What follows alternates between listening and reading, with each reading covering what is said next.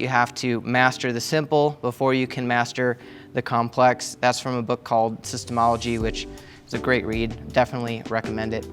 And the idea behind this is if you aren't ready to dive into something really deep and do lots of cool things, an example, this morning, hopefully you liked the mix, or it wasn't distracting, or you didn't even think about it because it wasn't bad. But I got to do some fun things because the base was there. The gain structure was correct, the routing was there, and so I was able to do some extra things on top. But I made sure that the gain structure was correct, that the routing was right, that signals getting from one place to the other in the correct way before I started messing with extra EQs or extra reverbs or delays or fun effects like that. Thanks for being here. My name's Adam. I'm from Tennessee, and I'm a coach at Worship Ministry School, I guess a YouTuber at Churchfront, all of those things. So we're going to be talking about the worship blueprint, and we're going to have a ton of time for questions at the end and talking through things. So if you want to write down your questions, or if you have a specific question, we can kind of go through all those at the end, because I might get to your question later on. So we'll do all those at the end. We'll have plenty of time for that. So the first thing I want to start with is the vision. Yep, that's up there.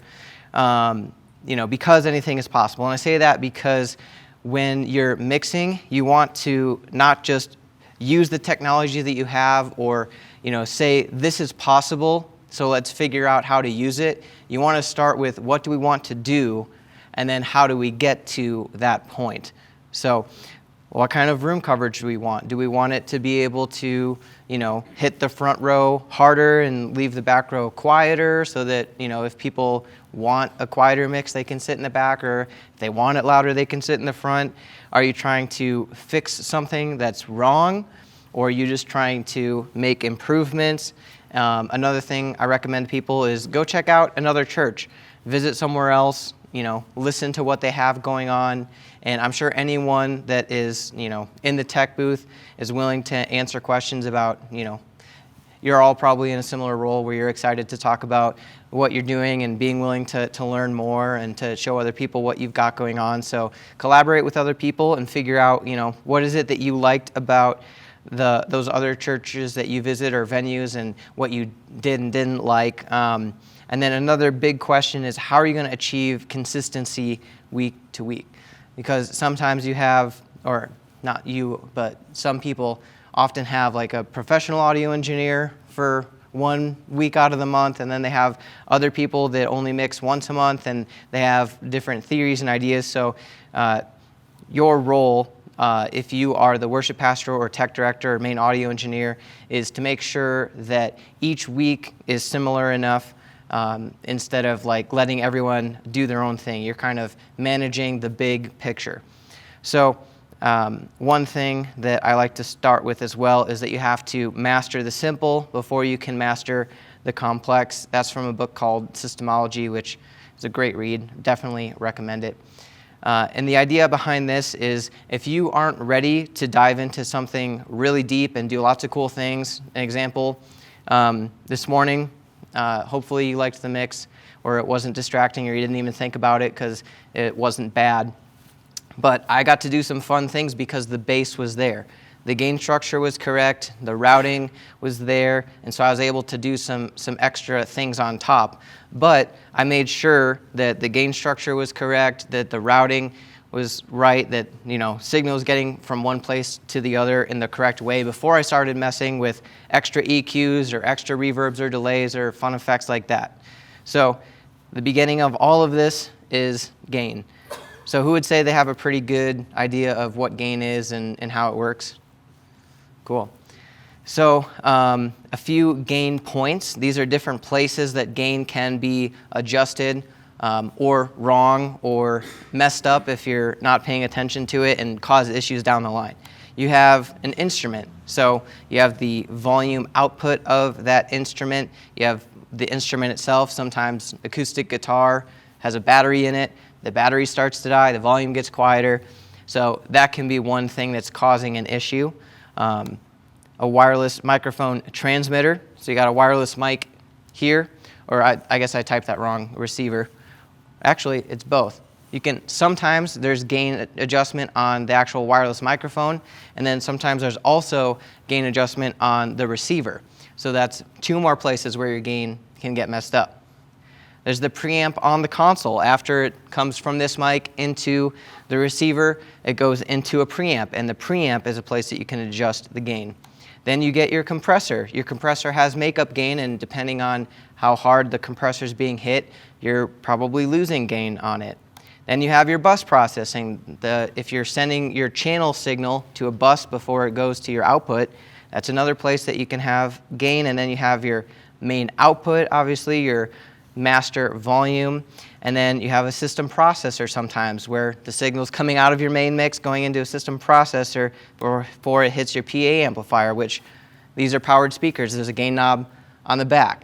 So there are lots of places that you can make a mistake or make the right adjustments in order to affect your whole mix. And this is before any EQ or compression or adjusting the volume between a kick drum and a vocal. So when I say to master the complex or master the simple before you master the complex, gain is a huge picture of that. So I've been mixing for a pretty long time, and this is something that I'm constantly trying to learn new things about or master even better and have a better understanding of that I did previously. So that is number 1 in mixing. Another thing is being able to create your big picture before you just dive into adjusting a console. So who here is like in charge of managing their mixing console wherever they are? Yeah, so you probably have lots of scene files, and you've probably spent a lot of time like, okay, I want my mix to be this, so I'm going to send these are all the channels that I have. I want to be able to send them into different buses, or I need to create a matrix mix for the lobby or whatever it is. You've probably spent a lot of time on the console, but what I always have people do is take a step back and just think about it in general. So before you even touch the console, we do it digitally. So I have here, which I can flip to, the spreadsheet. I'm not sure what you guys have seen yet.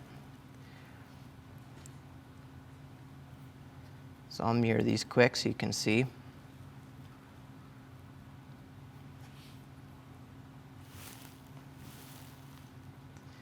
So here we have this spreadsheet, and I worked with David on this one, and we said, okay, I want to know every single input that you want to bring into your mixing console. So we labeled, okay, we got a kick in, a kick out, snare, top and bottom. We've got the rest of our drums.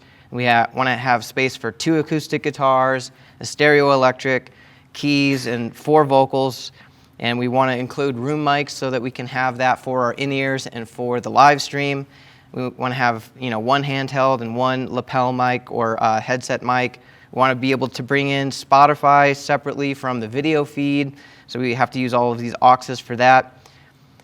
So that was step 1.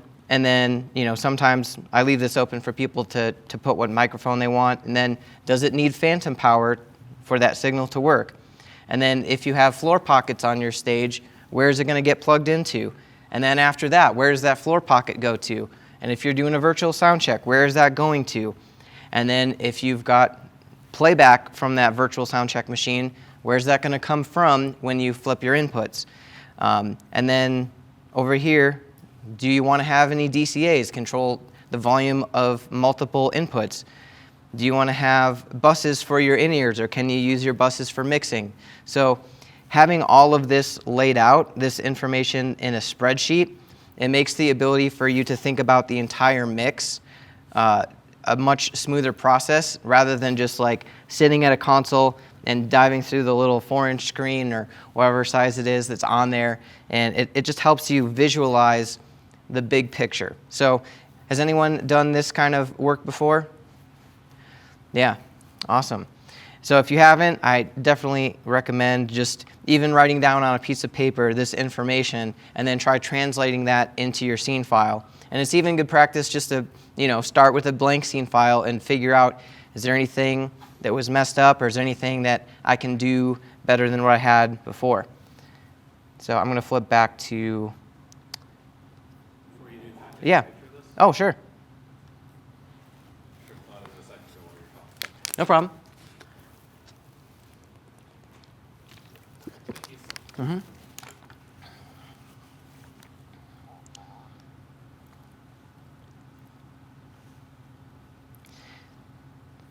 And I should be able to, there's an X32 in this room, so I should be able to have access to that, or if not, I can pull up the actual X32 edit software and we can look at a scene file as well.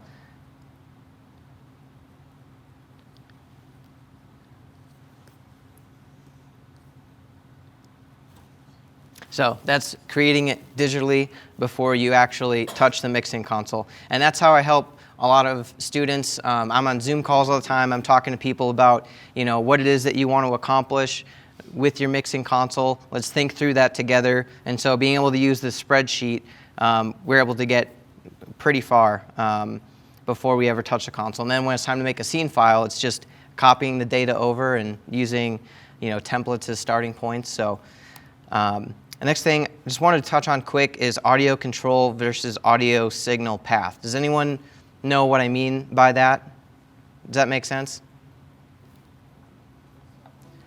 So you have audio that gets from point A to point B, and there's a path along that audio where you can make adjustments, and then there's audio control of adjusting that just volume-wise. So the thing is, there's DCAs and buses, and those are two different things. A DCA will control the volume of multiple inputs, but no audio is passing through that DCA, no processing is being applied. And there's audio signal path going like through a bus, where a bus is going to be able to adjust, compression and EQ, and even sometimes inserts on that. So we'll get back to that in a little bit. I want to start at the channel level. So the first thing that we have is a source. So a microphone, a DI box, just however the source is connected to the preamp of the mixing console. And that's the first thing that we think about. This is the first thing that we need to make sure is sounding good, because regardless of what you do with gain or compression or EQ or your mixing skills, if the source isn't good, then your mix is not going to be good. One example of this is that I used to tour with bands, and there was like a hardcore Christian band, and they had his like big guitar amp rig on stage, and he was constantly like, hey, what can I do to my guitar signal tone to get you the best tone possible? Like, he's not just up there like, I'm just gonna hit play on here and hope that I'm in tune and hope that like my gain is set right and that my delays are good. He was like, I want to listen back there and hear what it sounds like and make sure that you're getting a good source tone. And so when I go to mix, and it's like, your guitar sounds great, it fits right in the mix, and I don't have to do a lot to it, that's where you can really make some powerful moves. If all the source tones that you're getting are great, then you're mixing, you don't have to be shaping it as much. After source, the next place that we hit is gain. So obviously, if I'm singing and I'm singing really terribly into this microphone, the gain doesn't matter. But after I'm singing into this microphone, then you want to be able to adjust the gain at the console to make sure that it's going to hit the rest of your signal properly. So if gain is not right, anything else in this chain is going to be messed up as well. So after we go source to gain, the next step that we have is EQ. And this allows you to shape the tone of the instrument by cutting or boosting specific frequencies. So who here is like very confident in their EQing skills, knows what that's about? Don't feel like you're, okay, yeah. I want to make sure that I'm not over-explaining to you guys, and I want to make sure that I'm not glossing over anything that needs more explanation. So there's a spectrum of frequencies, right? So you have your low end and your high end, and everything that comes through your mix has to fit within that shape. So for example, you have a bass guitar and you have a kick drum. Those live in the same frequency range. You have to make sure that there's space for both. If you are talking about guitars, they're in the mid-range and higher mid-range in your vocals. So there's often times when I'm EQing and I'm not getting enough vocal, like I'm not hearing the pronunciation of the words and what people are singing, and I'm doing my best with the EQ on the vocal channel, but sometimes I just need to go to a different instrument like keys or guitar and pull out of that EQ what I want to hear from the vocal, because everything's fitting within this box, right, of low end to high end. And there's only so much room. You can't just create more space. You have to get it all to be painted on the same canvas, per se. Does that make sense? Cool. So after source, gain, and EQ, and I know sometimes these two can flip, but then you're getting into compression. So who's familiar with compression and what it does? Cool. Yep, it's also one of those things that's similar to gain, where you can use it for a long time and continue to learn more and more of how it works and how it affects your signal. I'm still learning new things about compression, and so that's not something to just gloss over. Play around with it, try different compressors, use your ears to hear how it reacts. But next in our chain after this is effects and bus sends. And so the reason there's a line missing here is because this is like an insert point, because it's a separate signal. So if we're looking top to bottom, we've got source, gain, EQ, compression, and then it goes into your mix. But coming off of that is an additional signal that goes to your effects and your buses. And again, we can send things to a bus and not send them to the mains, but for the sake of this, I'm talking more about vocal effects or in-ear mixes. Then we also have inserts. You can add inserts before the EQ, before the compression, before the main mix or the effects buses, and an insert is just an additional effect that you can add on to your signal chain. So that's what this whole column is. It's a signal chain of coming from whatever it is on stage to the speakers in the room. We feeling good? Cool. And I'm kind of going through this because I want to make sure we have plenty of time to discuss as well as a group. So on our mixing signal flow, we already talked about the channel. We broke that down. And in example 1 here, we have a channel goes to the main PA. So that's if this was just plugged straight into the back of the mixer, and this is the simplest mix that you could create, right? It's just a channel, or if it's going through your mixing console, that channel is going directly to your PA. Another example is when you put a bus in between. So this is a group of channels that can be processed together. So this would be channel into a bus, or multiple channels into a bus, and then that bus would go to your main PA. So when we talked about starting with the simple and then going to the complex, this is kind of the steps of simple to complex. If you're not familiar with mixing, or you've got someone that you're trying to train and you just want to help them understand how to get the kick drum and the bass guitar and the vocal to sound good together, then you're thinking about a channel to main PA mix where you're not doing too much fancy stuff in between.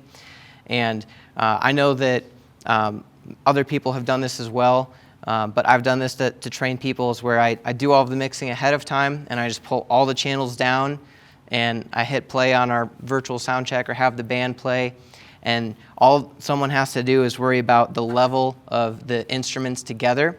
And if you're training, this is a great tip for just getting someone to a quick win where they're feeling like this isn't overwhelming and they understand how to just get those different instruments to sound good together. That's a starting point where you want to have someone mixing. So we can talk more about how to do a virtual sound check or how to do that training process. But in our level of things, that's example 2, channel to bus. Bus is doing some processing like EQ or compression to multiple channels. It goes to your main PA. We have DCA, that's digitally controlled amplifier. So this is the output volume control for a group of channels or buses. And so that's what I was talking about earlier, the signal path versus the control. You're able to control the volume of those channels, but it's not, where you're doing additional processing.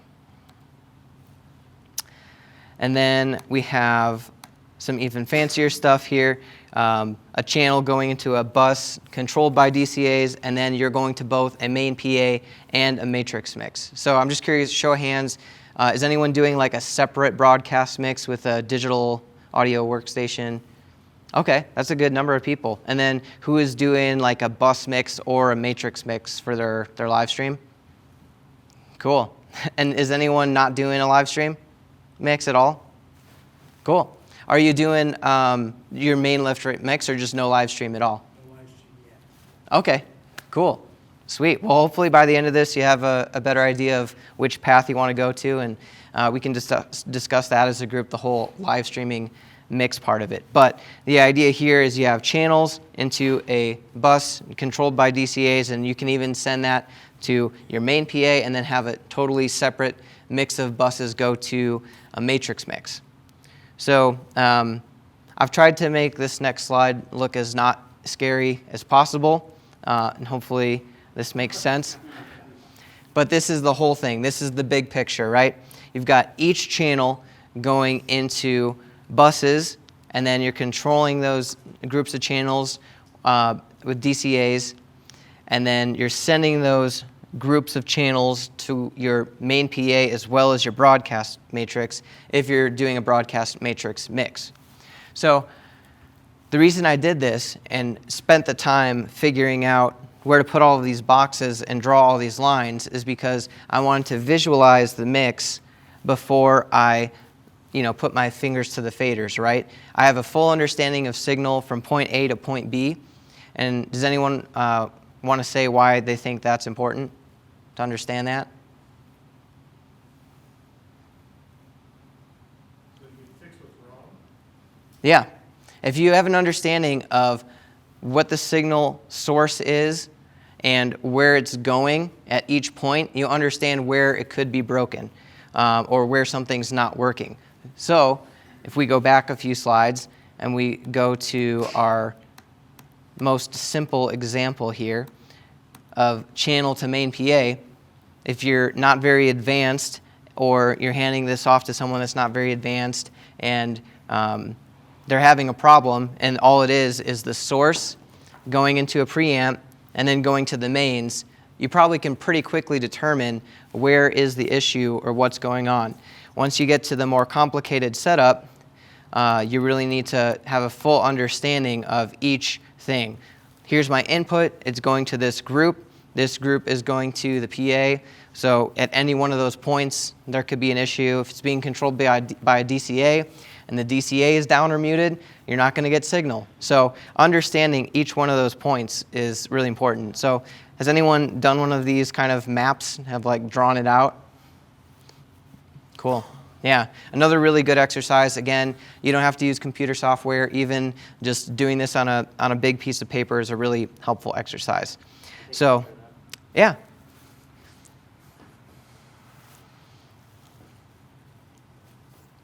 Yeah. And you can see at the top I put not including effects. It was just going to be way too many lines. So I also included if we're going to do some effects, this is what it would be.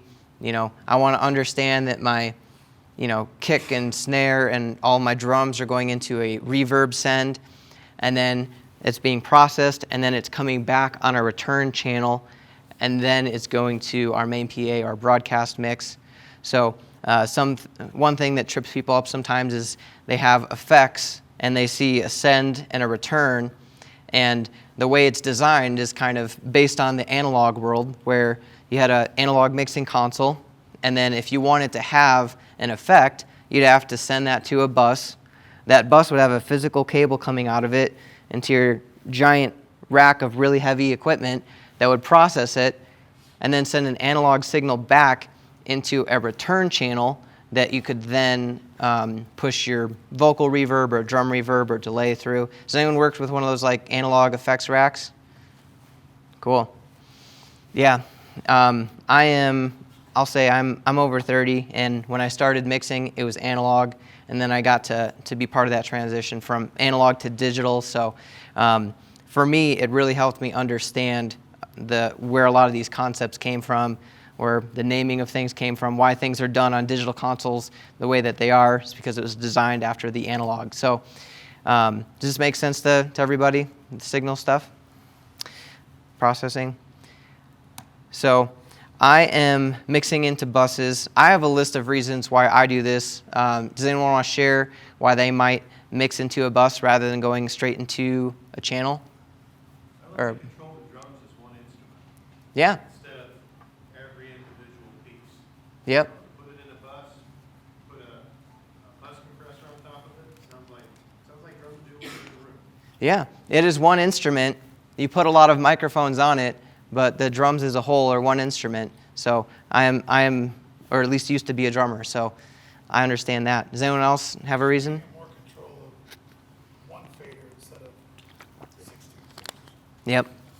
So you can do that with a DCA. So is there a reason that I would choose to mix into a bus instead of just using a DCA to control the volume? To put like overall compression on Yep. Yep. Yeah, you can EQ it or compress it as one instrument. So it allows you to have group processing for the whole instrument, even though it's multiple inputs, right? Another reason I had was more flexible gain management. So that bus is a point where there is gain, right? You can adjust the amount of signal going to your main mix. So if you've got your kick and your snare and your toms set where you want, volume-wise, then you can make an adjustment on the gain that's going to be hitting the compressor that's on that bus group. For me, another reason is the being able to do an easier broadcast mix or a backup broadcast mix if you're doing a DAW to mix your broadcast mix, because for some reason you might have to at one point ditch that. Maybe the volunteer doesn't show up to mix, or the computer crashes, or whatever happens to where you have to get a signal off of the console and you don't want to be stuck with just the main left-right coming off of your console. You have a backup mix control. And I would say not only easier but better sounding broadcast mix than just taking the left-right off. So like I said, I don't know how accurate this is. It says I'm at like 16 minutes, so we have a ton of time for Q&A. I wanted to make sure that I got through the slides and that we could kind of talk as a group through that, because I don't want this to just be about, what does Adam say about mixing. I want to learn from you guys, and I want you guys to learn from each other about what the best mixing practices are. So does anyone have a question off the bat they want to ask? Yeah. Take a picture of your last slide. Yeah. Thanks. Oh, sorry. There we go. Thanks. Yeah. Yeah. How do you set proper gain? So every console is different, and I'll pull up a couple of different mixing softwares here and share my screen with it. The general answer is where the green meets the yellow.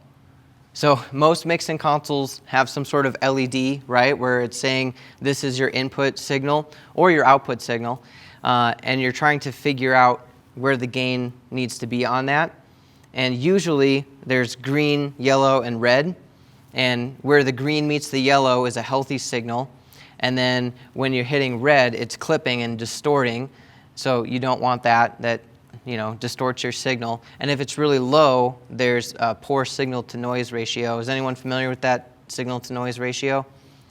So that's like, you have a certain amount of noise with your signal, and the better your gain structure is, the less noise there is that you're bringing up with your entire signal. So if I were to take this system right here, and I think that this is set up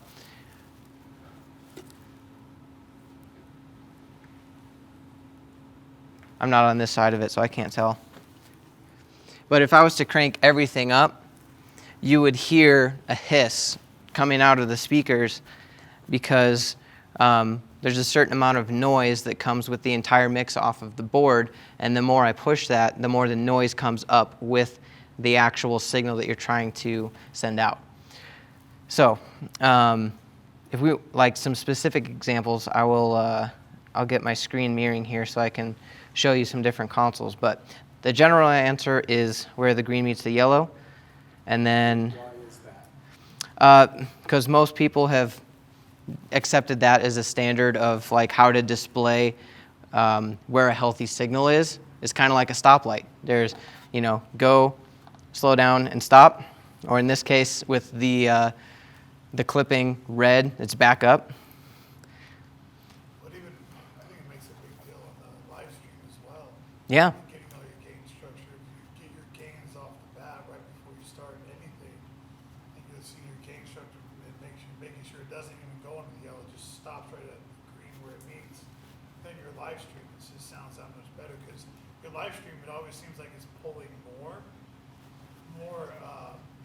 like sound and volume. So if your gain structure is right there, then you're not going to be clipping in our live stream, is what I've noticed. Yeah, everything, if we're looking at this one here, then everything, you guys seen that? Yep. Everything that's below gain is affected by, yeah. So your EQ, your compression, the way it hits your final mix, all of that is adjusted by gain. And when we're looking at this line coming off effects to buses, that's also in-ears. So if you make an adjustment to the gain, it's going to make a difference on the in-ears. I've been places where all I've done is had time to set the gain properly during a sound check, and people say, wow, what did you do to make my ears sound so good? And I said, I didn't touch your in-ear mix at all. I just made sure that the proper gain structure was getting to your in-ear mix. So anything after that is, going to be affected by that. It also leaves more room on your faders as well. Yeah. After your gain is all set, you're not having to bring your fader all the way up to past unity to get more volume now. You're starting out down here because smaller adjustments down here are better. Yes. Yeah. Are you guys familiar with that? Like, if we look at a fader and you see the numbers that are next to the fader, the distance between 0 and +5 and 0 and -5 is a pretty big gap, and you have a lot to play with. And then the distance between -5 and -10 is much smaller, so it's a more finite adjustment. You move your fader this much, and it's a 10 dB adjustment, whereas here to here you can make much more finite adjustments. So some people will teach to put your fader at unity and then adjust your gain so that you can be within that range. But if you're doing that, you're messing up the way that it hits your EQ and your compression and your in-ear mixes. So if you've heard someone teach that, that's why they teach it that way. But if you are having your sound system tuned, and Michael, he was just here a minute ago, he tuned this room yesterday. Was anyone here for that session? Yeah. So he tuned the whole room, and he made it so that, when the input was at unity and when the master output was at unity, then we're getting good signal to our PA. And so you can mix in that range that's close to your faders being near unity. Whereas sometimes people will install speakers and they'll put the amps on the back all the way to the top so you have plenty of headroom, and then you're mixing with all of your faders way down at the bottom, and anytime you touch something, it's like screaming at you, right? So, yeah, I have a question about that. Yeah. Our room, we have way bigger mains than we need for the small room it's in. yeah. So I've recently learned about setting the gain up to where it's the green and yellow. Yeah. And so should I be turning my mains down? Is that where I should be cutting that volume? Yeah. Or should I? So- Where do I need to shade that out, I guess? Yeah, that's good. That's what Mike was talking about yesterday, was like where you can shade things, like pull some gain down so that you're hitting it at the right level. So are they like passive speakers where there's an powered?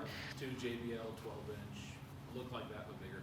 Yeah, so you could go on the back of the amp and put your master fader at unity or -5, and then put some mastered music from Spotify or Apple Music at -5, and then play it where it's like, okay, this is like a little bit louder than we would ever need it to be. Like we've got like, you know, however many your room capacity is in here that's going to soak up the sound. And it's like, you know, some crazy youth night where we're just having like some DJ blasting. Like this is louder than it needs to be. So you have the headroom for it. But it's still likely that you're going to be turning them down even, you know, to get that volume out of it. And so that also, if we're talking about this being your noise floor and this being your signal, if you're able to bring down the whole thing, then your range of your noise floor is going to come down. And if you turn it on, do you like hear that hissing noise now? No, I have the mains real low. Oh. I shaded it out in the right place. Oh, Sounds like I did. yep. That's where I would do it.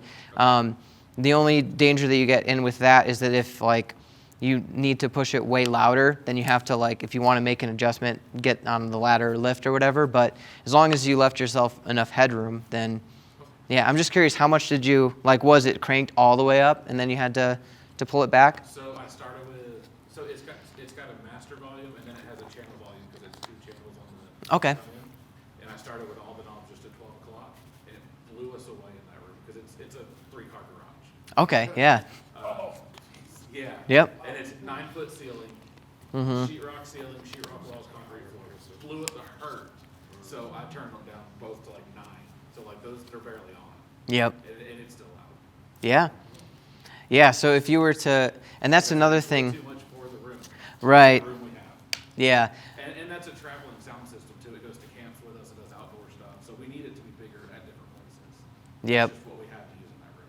Yeah, so even taking a picture or writing on a piece of tape on the back, like, hey, this is the 3-car garage setting, you know, is going to be helpful for the setup teardown thing. But, yeah, that's good. So setting up gain level for, say, a vocal, do you ask the vocalist to send you, you know, their full max voice? Yes, When but, do you do that? And like with a guitar as well. well, like if you were to ask me to like sing full volume, I'm, you know, a pretty confident person, but like me just like walking over to a mic and being like, all right, let me just like pick a song out of my head and start singing, that's really intimidating. So, Nothing to do with, they're all just playing. That's yes. Go get my game sharp and go they play. Yep. Or I'll say, hey, like I'll have planning center or whatever. I'll know the songs that are happening for the day, and I'll say, hey, can you guys, whoever's playing guitar or piano or something, can you guys play and sing along the chorus of, you know, their first song or whatever? So I know that they know the song because they've been preparing for it. They've got like a pitch reference, like they can sing along to an instruments that, you know, providing chord structure for them, rather than saying like, can you belt out in front of an empty room with, you know, without any reference of pitch, or yeah, just, you know, kind of set it when the band is playing. I would even, like, what I've noticed as a sound tech, like, you have to train the worship team. Yep. Like, when you go in and, like, morning starts, everybody's getting there early for worship team practice, they know the first thing that you're going to do is you're going to get your gains. And that means that they're all going to be up there either fiddling around with the guitar, playing the bass, playing on the drums. You know what they always do, like musicians always do, just fiddle. Mm-hmm. That's when you should be back there. Like, at least this is what works for me, is I'll get my gains while they're up there messing around. And then when they say, hey, I need some more of this monitor, it's like, I need you guys to sing a song. And they just start going. And then I'll start doing it. And then after that first song, then I go in and say, okay, what do you need in your monitors? What do you need in your in-ears? That kind of stuff. Yeah. I train my musicians. Yeah, that's good. I also yell at them a lot too. So. Yep. Hopefully you all got talkbacks and you don't have to be yelling across the room. Do you guys all have talkback microphones? I like yelling. It's better. Yeah. Yeah. I do. But Yeah. And who here, I'm just curious, has like a specific sound check workflow that they do every time? every time. Yeah. Absolutely. Yep. Yeah, and if that's something that you're curious about, we can always talk about that as well, because I have a very specific method of like, okay, when rehearsal starts, this is what we do until the end. So, yeah. Any more specific questions about this or just anything, I guess, audio related? Cool. Well, we got plenty of time, so if you're like, hey, I'm going to go do something else, or you want to talk about a specific thing, This is kind of an open forum situation. So say I'm working with a new volunteer, Yeah. and we have a virtual sound check coming back in. How would you instruct them to build a mix? Yeah. Like everything's flat. Yep. So what I do is I would pre-mix it. Right. So I would have, the effects in the right spot, the compression, the EQ on every channel. I'd have all of the routing done. I would even put the faders at a spot where I'm like, I am happy with this mix, and then pull all the faders down and hit play and just tell them, hey, build the mix from scratch. You're gonna let them watch you build it. Yeah, it's kind of the... So that basically they just gotta move the faders back to where they were. Yep. Yeah, and I've done it before where I'll hit play and I'll just have them, it's all at nothing. There's nothing there. And I'm like, hey, play around, like put these faders where you think it makes sense, where you can hear the vocal in the right spot and you can hear the guitars, because I've already mixed it to where there's space in the frequency spectrum for both the vocal and the kick drum and the electric and the acoustic guitar. So if they just push the faders up at the right spot, you should be able to hear everything cohesively. And I always say it's easier to train a musician to be a mix engineer than it is to train an engineer to be a mixer, because you really need to think, like I said, in that frequency spectrum. It's a very musical position, right?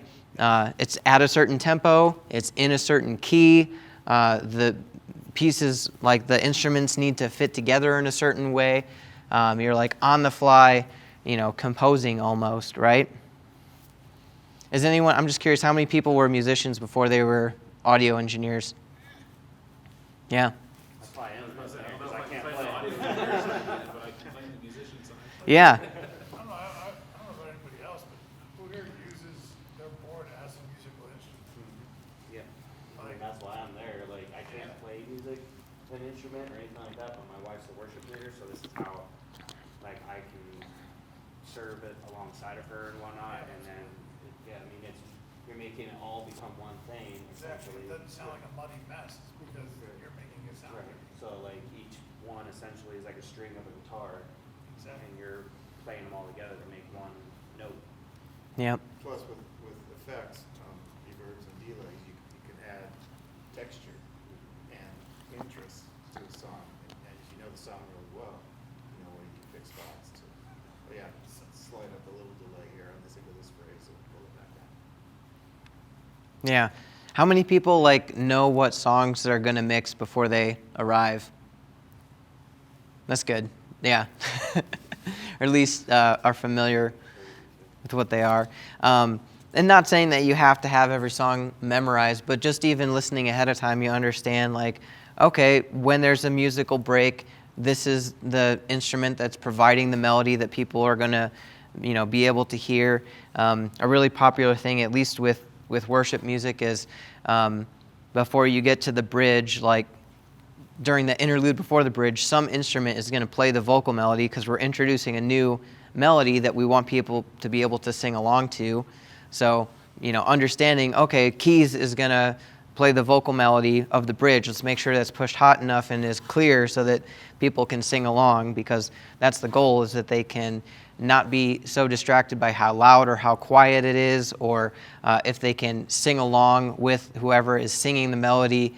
The goal is to be able to provide a base for people to engage with, not blow them away with something that's super loud, or provide something that is really quiet so that certain people don't get angry in the congregation of it being too loud for them, but it being a volume where people are comfortable singing along and engaging with. And I was on stage yesterday, and then I was mixing today, and I was just at service this past Sunday at this church. So I'll just say it was really encouraging to be in a space where you could hear people in the room with you singing along. And there's even a couple breakout or keynote sessions where a few of the people sang a song at the end, and you can hear everyone singing together.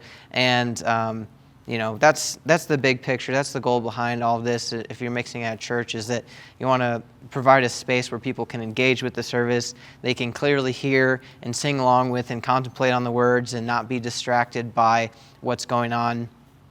And I'll say this isn't my home church anymore. I used to live in Denver and attend South Fellowship, but when I was here on Sunday, we've put all of the things in place to where people that aren't full-time audio engineers can come and help and mix, and it's in a spot where I was able to attend even as a full-time kind of audio engineer-minded person and engage with the service and think about the lyrics and not be distracted by, it's too loud, or like, this mix is off and it's really bothering me, right?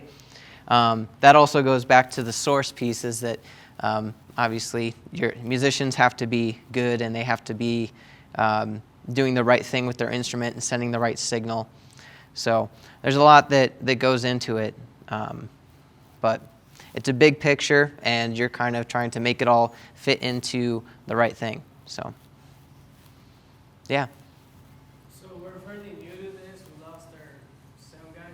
So Yeah. I don't know really too much about it. Is there do you know of trainings to learn this stuff? Or Yeah. how can we do? So how can we learn some of this stuff? a lot of this is just pulled from the teaching that I do through Churchfront. We have worship ministry school, so it's just worshipministryschool.com. But there we have courses that you can purchase or sign up for. That's like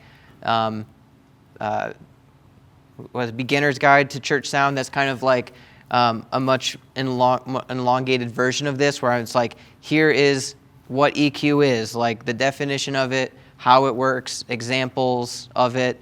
And that's maybe, I think, like 14 or 16 lessons or something like that. And then for probably 9 months, I filmed Mixing for Worship, which is like all of that plus like really in-depth, like even how do you run a virtual sound check, or how do you run a sound check, how do you engage with the musicians, and then how do you mic a drum kit, like how do you run the cables and do a sound system tuning and all of that. So that's definitely like the big one. But for just starting out, that's a good resource. What was it called again? Sorry. I would just go to worshipministryschool.com. I think you can view everything from there. Yeah, another good resource. We have Cade Young here. He's done a lot on the X32, but he also has like general mixing stuff on what he does as well. I'm curious, is anyone here like a accelerator student or have access to the courses that we provide? Yeah, cool. And you've watched the Beginner's Guide to Church Sound? Cool. Very, very good. Cool, thank you. You don't have to say that just because I'm here. Yeah. So, but there's lots of resources out there, and that's exactly what it is. You need to not start from scratch, because so many people have gone before us and built this foundation and have shared this knowledge of like, here's how you do this. Another great thing is, to just visit other people or ask anyone here, their opinions or what they do, because I think in this context of like church family, we're like willing to help each other out and be able to share that kind of stuff. But another big part of it is just practicing. So if you can get to a point where you can set up a virtual sound check where you're recording every instrument on the stage, or just even grabbing stems from someone or another church that's already recorded their full service, you can play it back through your mixing console and push it through the PA in your room and do whatever wacky stuff you want just to hear what it does. Like, what happens if I, boost 1K on this piano? What does it sound like?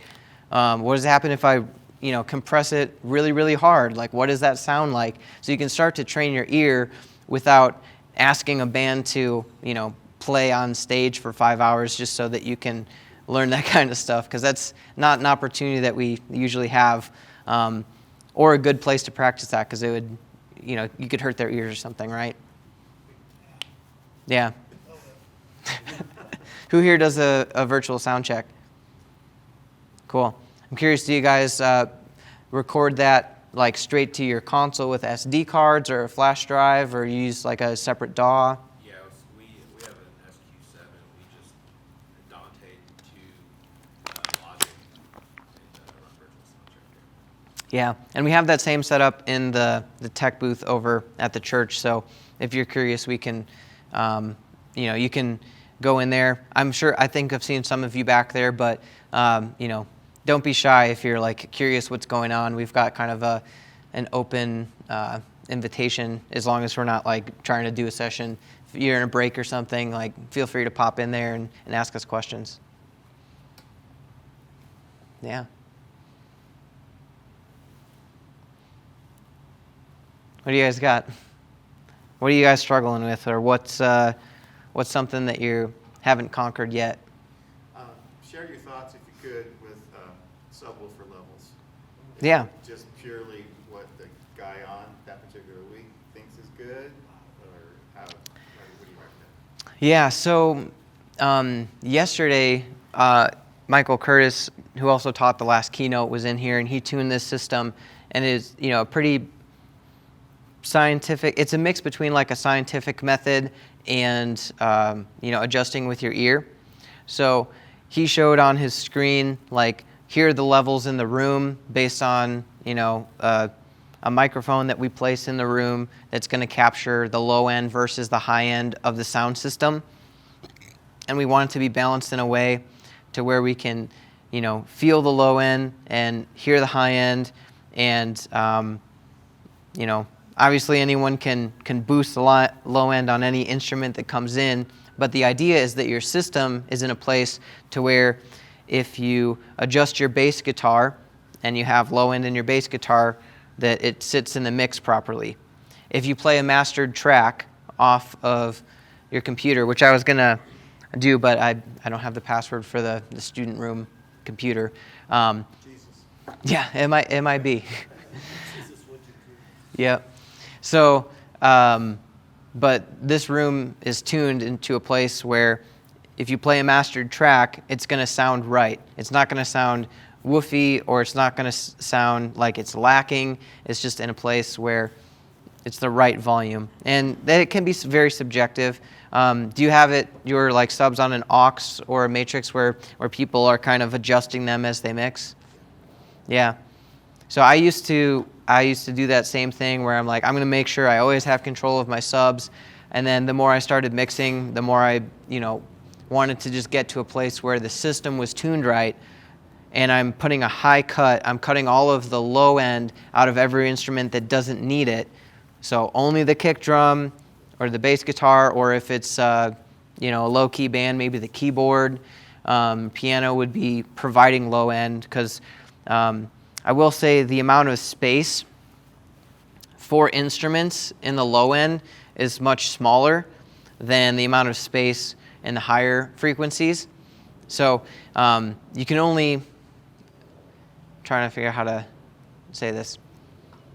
Low frequencies are longer wavelengths, and you don't have as much room to have so many instruments in that space as you do in the mid-range or the high end. So you can't just leave every instrument's low end open, otherwise it's going to get really muddy really fast. So I put a high cut filter on everything, and there's not a lot below 100. Do you leave it set like that, even if for like I don't know if it's a keys-led kind of song, like, Yeah. first half of the song is all keys, you kind of want a little bit of that low end there, but then like halfway through the song, are you adjusting, like you know the song well enough, or you Right. leave it? How do you do that? Yeah, I would do that. I mean, there's even times when I was here where, say someone's playing acoustic guitar behind the teaching pastor at the end of the message. I'll cut all of the high end out to leave space for the communicator to be heard properly. Or if the beginning of the song is like just guitar, I'll pull the low end in so that, or if it's just piano, I'll pull the low end in so that it provides a full, mix. Like I was mixing a guy that was just guitar, once and him singing, and he was doing like, tapping on his guitar. He was like, maybe doing loops, and he's like doing a kick drum on his. So it's like, I'm going to send this to the subs because he's using this as a kick drum, like, right? So yeah, even, I know a lot of people use, does anyone here use like snapshots or scenes for songs? Yeah. So there might be times when, for a certain song, you're starting with just keyboard, and you're going to save it so that your EQ is leaving that low end open. Maybe the song before was full band, so you have it pulled up. So is that how you would, like, for, say for instance, like a volunteer, I'm thinking like in a smaller church setting, Yeah. a volunteer that may or may not know like enough about it to say, ooh, I need to cut some EQ here now that the band's fully in or whatever. What would you say to kind of help the church? Like, for instance, when we, up until recently, none of our A1s were like musicians or anything. It's just people that were like interested in it and like, hey, Yeah. we want to volunteer and be a part of this thing. And this seems cool. We're kind of techie, so like this is it. Yeah. And which was great. And we wanted them to be part of it, but also because the musicians that we had that kind of were knowledgeable in that, we needed them to be musicians. Yeah. So what would you say to, like, I mean, is it just like, hey, send them to worshipministryschool.com, or like, what if, I don't know, what if budget's an issue, or like they don't have the time to do that, but they still want to serve? Like, what would you say to some of that stuff? Yeah, I mean, it's it's training, it's practice. It's if you are in charge of it, like, do as much as you can to set them up for success. Obviously, if like me or Jake or Michael or Cade we're mixing, like, we're going to know those things and be excited to do those things and just have the experience to know that this is what needs to happen right now. But not everyone's gonna do that. So you can either like leave the low end open, and then it'll just be a little bit muddier when it's a full band, or you can just leave it cut up a bit, and then it'll sound a little thin until the full band kicks in. But I think the biggest concept for people to understand is like, okay, this is the box that you're working within. Low end, high end, we want to fill this space. We don't want to overfill the sections, right? Yeah. Have you done a lot of like training, like, hey, let's gather together and work on this as a group? A little bit. A lot of my knowledge has been more in studio work, not live. So Yeah. I've been having to kind of learn, because there is a difference, a major difference. So working with an LCR system versus, or we started out with mono, but like, converting to all that. It's a lot. Yeah. And then, where we're at as a church too, like, we're going to move into a new building, so like, we're actually at the point now where we're looking for an A1 to like hire Yeah. for Sunday mornings, because, we have a major need for that. And I think musicianship that we have, a lot of them don't have the time to be able to go and learn some of that stuff. And then, the engineers that we do have, we almost need them that they know enough to be able to do our broadcast mix. Yeah. Then we need somebody to mix our live, our room. So yeah, we're at the mullet stage. Yeah. As a church, like in the in between. So, which I guess mullets are coming back. So I was just saying, we've been on the mobile stage for like 5 years, we're just rocking it, bro. Yep. yeah. So, Yeah. we're Yeah. looking for A1 if anybody wants to move to the beach. Yeah. Where are you from? So we're right outside, we'll be between Mobile and Pensacola. Okay. Yeah, right at the Gulf Shores. Cool. Alabama, so. Yeah. Yeah, I mean, that's obviously, like I said, I've been doing this for a long time, touring or working with venues or churches. And so it's just, my bread and butter. And I know that there's a lot of people that just do it. Like, even I was talking to the guy that was mixing here on Sunday. He's a chiropractor up the road. His main thing is being a doctor. And, this is just an extra fun thing for him.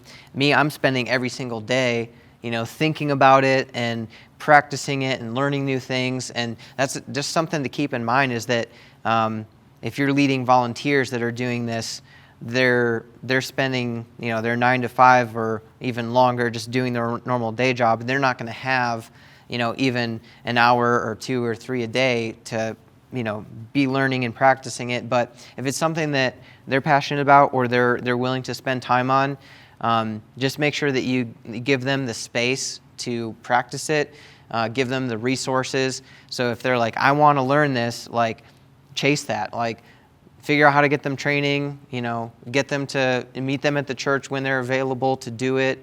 You might have to like adjust your hours to be available to them, but it's a rare thing to find someone that's like interested in it and willing to put the time in.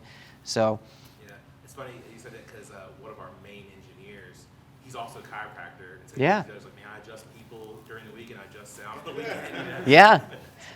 But Yeah. he's a great guy. I was trying to talk to Nate, the chiropractor, about like, hey, you kind of think in frequencies in the way that it responds to the body. There's frequencies that respond to the room and how it works, and so kind of trying to relate to people with where they're at.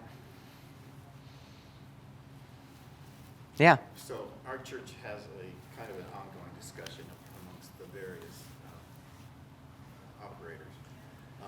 Where in your thinking is the correct space in the mix for the vocals? How far forward do you like to have them? And is it different Yeah. for like praise and worship bands versus say a live? You said you did live shows. Yeah. I assume that's not a praise and worship set.